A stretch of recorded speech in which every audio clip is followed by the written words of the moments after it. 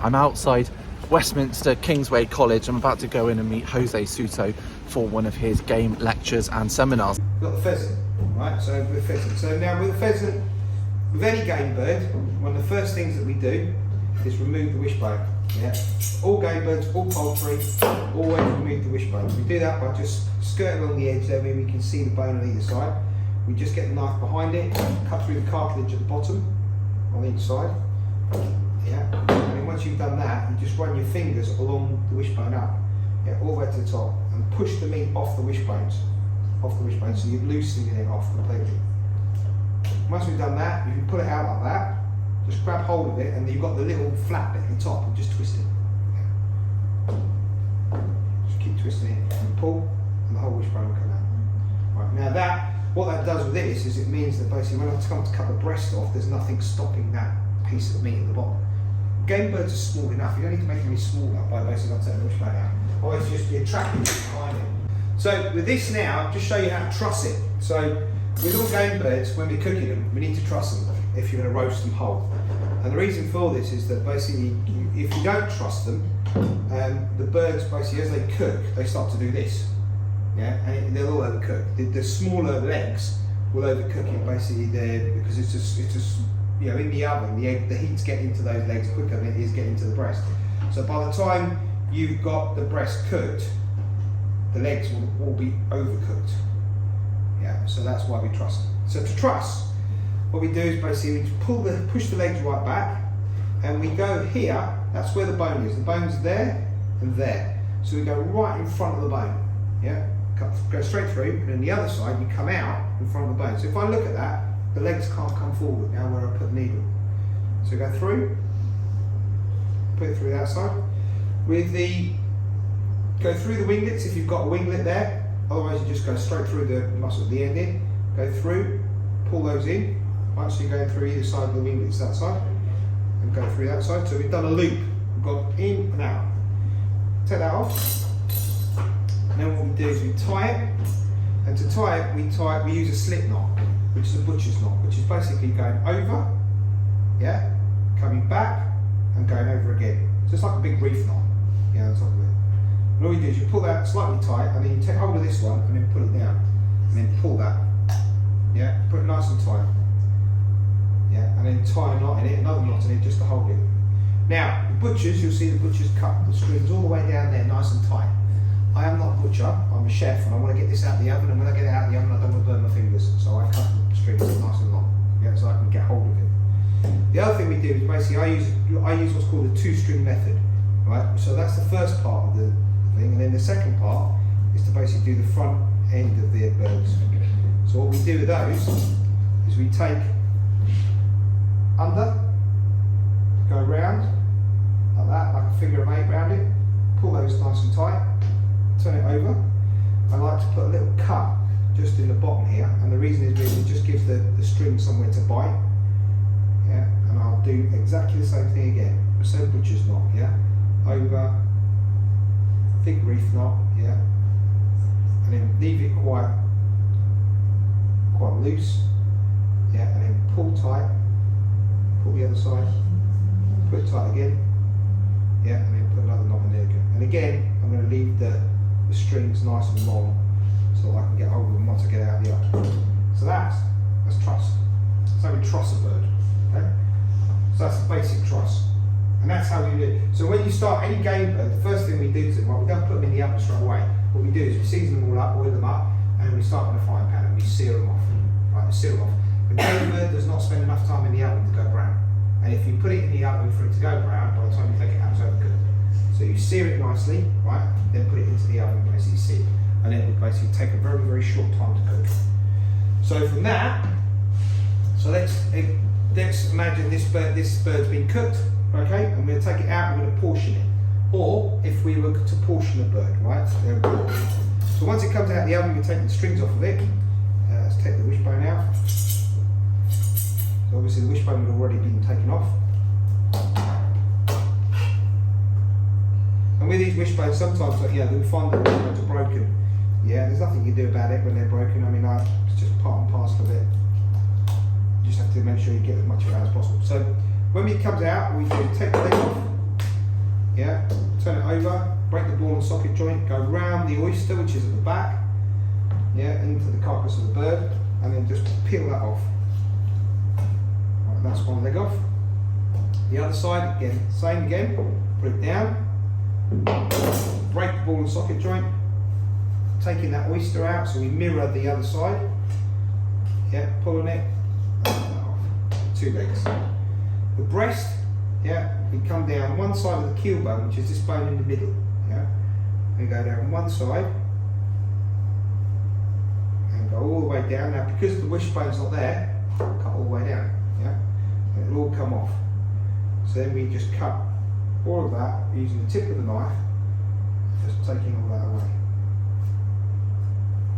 All the way down, and we go down to where the joint is down here. And where that joint is, you go cut straight through the joint and take it off with the bone on, or you can take the bone off, it doesn't matter.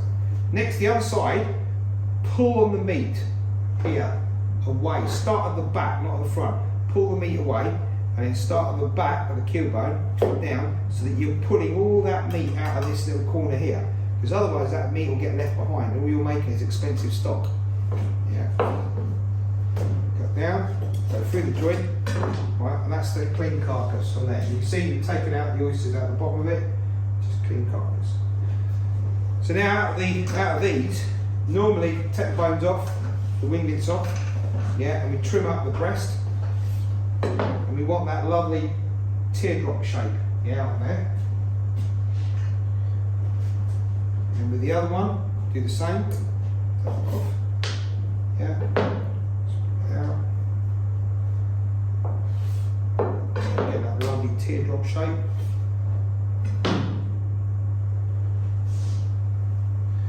And with the legs, what we do is basically cut at the joint, and we just find out where that joint is, because your knife should just glide through it. I normally trim off the knuckles, so you've got a smaller bone. Okay, that'll be then a little bit of there, and we would serve that and that as a portion.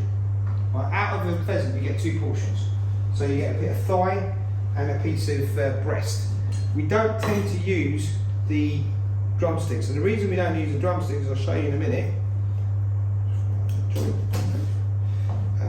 Drumsticks are really sinewy, and on a pheasant, the drumsticks are extremely sinewy, because basically the animal's spending a lot of time running around, and therefore they're really tough. So that's up there, like that. So if we look at the bottom here, so if I cut just round the bottom of here, and I just put my knife in and I pull out one of those sinews, see how hard they are? They're really fibrous and tough.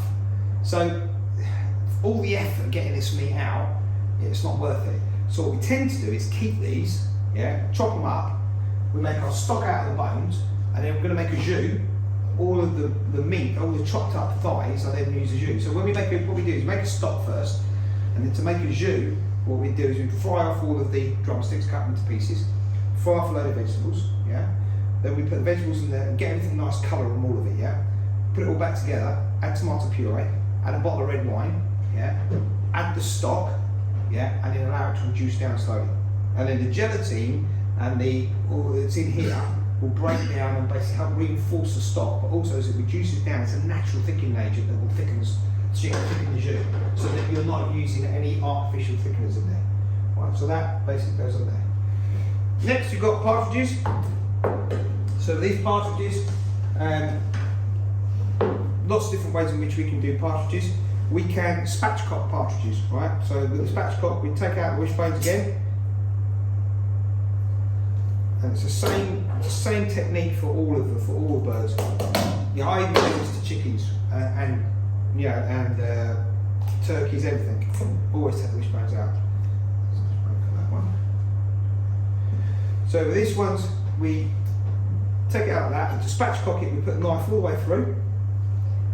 And I've got the knife, basically the tip of the knife just coming out the end there, you can just see it, yeah. And then I go to one side of the vent, yeah, the end there, and I just roll the knife, just roll it through.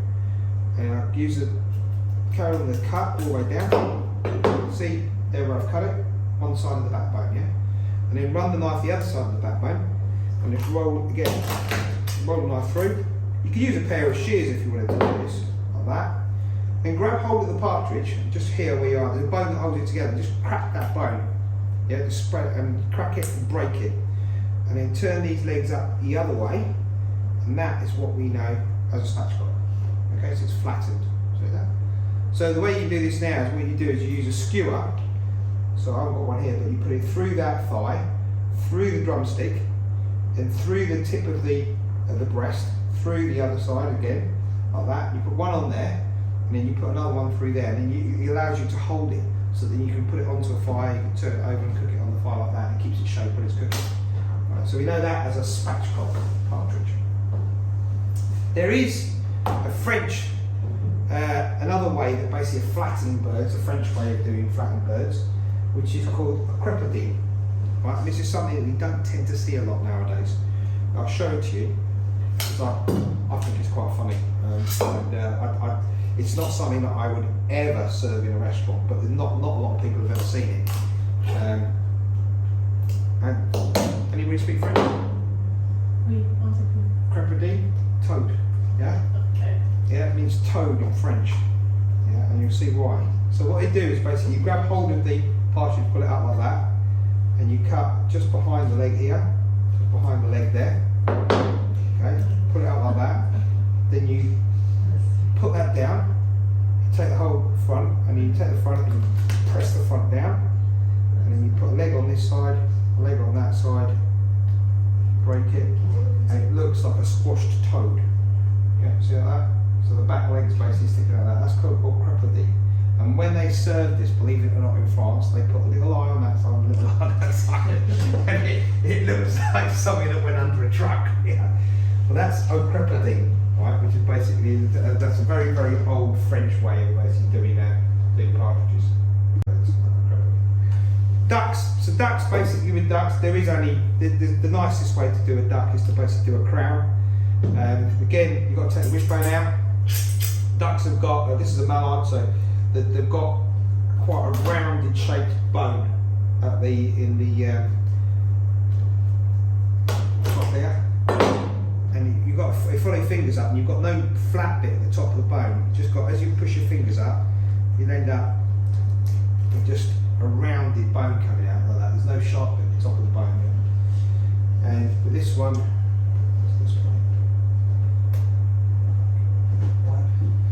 so this one you've got, we're going to take off the legs and the breast. The breasts are going to stay on the bone. So for this, what we do is we want a really nice covering of fat on the breast, because when it comes to cooking, we don't want the breast to shrink. So what we do is when we cut these, is we cut really high up on the leg. Right, so it's important that we cut the top of the leg. It looks like you're cutting in a completely wrong place. Everyone wants to cut further down. But if you cut further down, you end up with a big gap here on the breast. So we cut high, yeah, and we take that cut all the way around the leg, pull that down, take the leg off. Yeah, the same way as we did before. Legs are smaller on a mallard. With the legs, what can we do? We can confit them. They're fantastic confit. Yeah, the same as you would in a basic domesticated duck. We can then basically take those, we can put them into wontons, we can put them in spring rolls, we can basically take them, make a jus, fold it, the confit duck into a jus, and make a bonbon out of it, croquette, lots and lots of things, right, that we can basically do with the legs. So the two legs there, right? And then with here now with the carcass, what we do is we take the carcass, we cut down the carcass to the back of the carcass, right? We snap the bone there, and then take that off. And that gives us our crown. That's our crown of duck. And if you look, see the skin comes all the way down because we've cut high on the leg. So now as it cooks, what will happen is that skin will shrink a little bit, but it will still cover the breast. It wants to come off. Normally when I do these as well, what I'll tend to do is I'll basically turn a knife and I'll just score them like that, just with the tip of the knife, and that just gives a lovely little shape. What it also does is it basically allows the skin to break up slightly, and as the fat comes out, it renders down nicely. And obviously, as you've got these little cuts in it, as it cooks, they open out and it looks nice on the plate. So that's our that's our crown of duck.